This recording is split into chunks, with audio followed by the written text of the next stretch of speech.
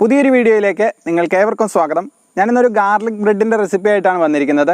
അപ്പോൾ നിങ്ങളെല്ലാവരും വീഡിയോ കാണുക. നിങ്ങൾക്ക് ഈ വീഡിയോ ഇഷ്ടമായാൽ തീർച്ചയായിട്ടും ലൈക്ക് ചെയ്യുക, കൂടാതെ നിങ്ങളുടെ അഭിപ്രായങ്ങൾ അറിയിക്കണം. അപ്പോൾ നമുക്ക് എങ്ങനെയാണ് ഗാർലിക് ബ്രെഡ് തയ്യാറാക്കുന്നത് നോക്കാം. നമുക്ക് ആദ്യം ഒരു ബൗൾ എടുത്ത് അതിലേക്ക് ഒരു 1/3 കപ്പ് ചെറു ചൂടുവെള്ളം ഒഴിച്ചു കൊടുക്കാം. ശേഷം അതിലേക്ക് 1 ടീസ്പൂൺ ഡ്രൈ ഈസ്റ്റ് ചേർത്ത് കൊടുക്കാം. 1 ടേബിൾ സ്പൂൺ പഞ്ചസാര. ഇത്രയും നമുക്ക് ഇട്ട് കൊടുത്തതിന് ശേഷം നന്നായിട്ടൊന്ന് യോജിപ്പിച്ചെടുക്കാം.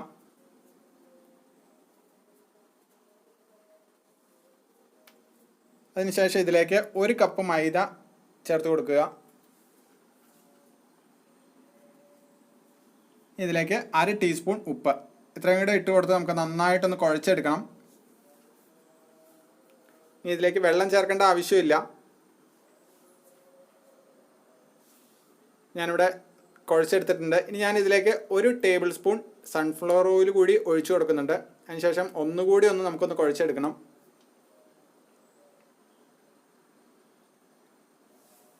ഇനി നമുക്കൊന്ന് ഒന്ന് ഉരുട്ടിയെടുക്കാം. നമുക്കിത് ഒരു 1 മണിക്കൂർ ഒന്ന് റെസ്റ്റ് ചെയ്യാൻ വെക്കണം. എന്നാലാണ് മാവ് ശരിക്കും പുളിച്ച് പൊങ്ങുള്ളൂ. അപ്പോൾ മാവ് ഡ്രൈ ആയി പോവാതിരിക്കാനായിട്ട് ഞാൻ 1 ടേബിൾ സ്പൂൺ സൺഫ്ലവർ ഓയിൽ കൂടി ഞാൻ ഒഴിച്ചു കൊടുക്കുന്നുണ്ട്. അപ്പോൾ മാവ് ഒട്ടും ഡ്രൈ ആയി പോവില്ല.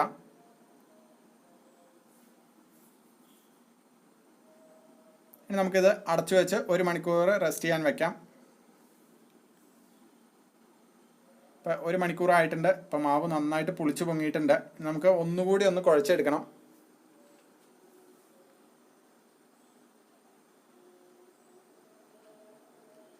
ഇനി നമുക്ക് കൗണ്ടർ ടോപ്പിലേക്ക് ഇട്ട് കൊടുത്ത് ഒരല്പം മൈദപ്പൊടി ഇട്ട് കൊടുത്ത് അത് നന്നായിട്ട് ഒന്നുകൂടി നമുക്ക് കുഴച്ചെടുക്കാം. അതിന് ശേഷം ഒന്ന് പരത്തിയെടുക്കണം. നമുക്ക് ഒത്തിരി കനം കുറച്ച് പരത്തേണ്ട ആവശ്യമില്ല. ഇതേപോലെ പരത്തിയെടുക്കാം. അതിനുശേഷം മറ്റൊരു ബൗളിലെടുത്ത് അതിലേക്ക് ഒരു 1/4 കപ്പ് നെയ്യ് ഒഴിച്ചു കൊടുക്കാം.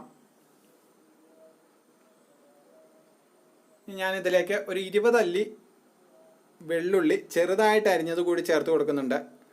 വേണ്ട ചേരുവകളുടെ ലിസ്റ്റ് ഡിസ്ക്രിപ്ഷൻ ബോക്സിൽ കൊടുത്തിട്ടുണ്ട്. ഞാനിതിലേക്ക് മല്ലിയില കൂടി ഇട്ട് കൊടുക്കുന്നുണ്ട്. നമുക്ക് നന്നായിട്ടൊന്ന് യോജിപ്പിച്ചെടുക്കണം.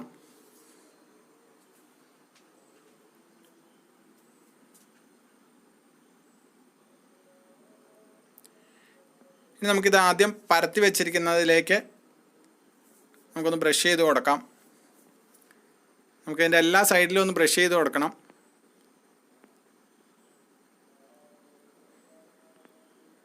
നമുക്കിതിലേക്ക് വേണമെങ്കിൽ മൊസറല്ല ചീസ് കൂടി ഉപയോഗിക്കാം. ഞാനിവിടെ അത് ചേർക്കുന്നില്ല.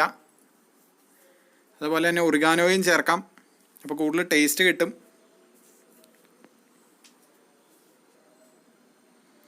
ഇതേപോലെ ബ്രഷ് ചെയ്ത് കൊടുക്കുക. ഇനി ഇതിലേക്ക് വറ്റൽമുളക് ചതച്ചത് കൂടി ഞാൻ ഇട്ട് കൊടുക്കുന്നുണ്ട്.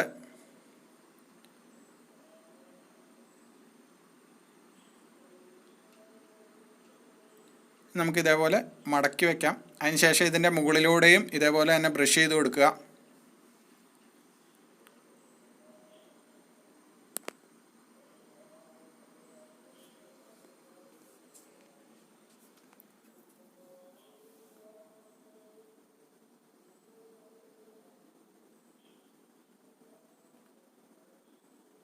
ഇതേപോലെ എല്ലായിടത്തും എത്താവുന്ന രീതിയിൽ ഒന്ന് ബ്രഷ് ചെയ്ത് കൊടുക്കണം. ഞാനിവിടെ ഇതേപോലെ ഒരു പാത്രത്തിലാണ് തയ്യാറാക്കുന്നത്. അപ്പോൾ ആദ്യം ഇങ്ങനെ പാത്രം വെച്ച് കൊടുത്തതിന് ശേഷം ഒരു 10 മിനിറ്റ് ഒന്ന് പ്രീഹീറ്റ് ചെയ്യണം. നമുക്ക് ആദ്യം ഒന്ന് കട്ട് ചെയ്ത് വെക്കണം. അപ്പോൾ ഇത് വെന്ത് കഴിയുമ്പോൾ കട്ട് ചെയ്തെടുക്കാൻ എളുപ്പമുണ്ടാവും. ഇപ്പോൾ 10 മിനിറ്റ് ആയിട്ടുണ്ട്. ഇനി നമുക്ക് ഇത് വെച്ച് കൊടുത്തതിന് ശേഷം മൂടി വെച്ച് നമുക്കൊരു 40 മിനിറ്റ് ഒന്ന് വേവിച്ചെടുക്കണം. ലോ ഫ്ലെയിമിലാണ് വേവിക്കേണ്ടത്. അപ്പോൾ ഏകദേശം 40 മിനിറ്റ് ആയിട്ടുണ്ട്. ഇപ്പോൾ ബ്രെഡെല്ലാം നന്നായിട്ട് വെന്തിട്ടുണ്ട്. ഇപ്പോൾ നമ്മുടെ ഗാർലിക് ബ്രെഡ് ഇവിടെ റെഡി ആയിട്ടുണ്ട്. അപ്പോൾ നിങ്ങളെല്ലാവരും ഇതൊന്ന് ട്രൈ ചെയ്ത് നോക്കുക. അപ്പോൾ നമുക്ക് നല്ലൊരു റെസിപ്പി ആയിട്ട് ഉടനെ തിരിച്ചു വരാം.